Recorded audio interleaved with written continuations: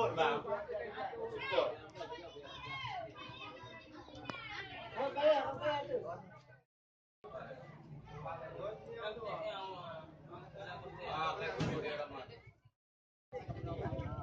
Saya lihat di gambar ini hanya kucing emas Jadi jangan salah tafsiran Ini memang hewan langka juga. Hewan langka, hewan. Sejenis harimau juga nggak? Iya pak. Sejenis ya? Iya, dilindungi juga pak.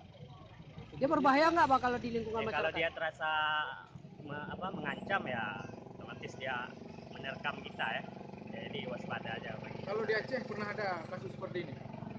Baru ini kalau di Aceh Barat kalau jarang ditemukan Ini dia ada hewan yang memang ukurannya segitu, induknya atau anakan nih pak?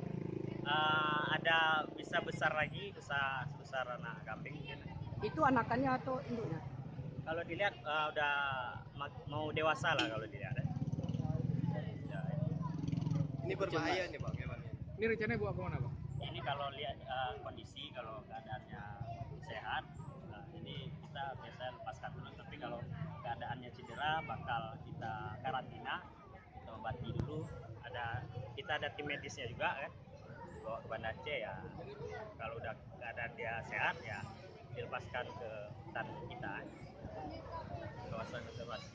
Berbahaya dong nggak pak? Tidak.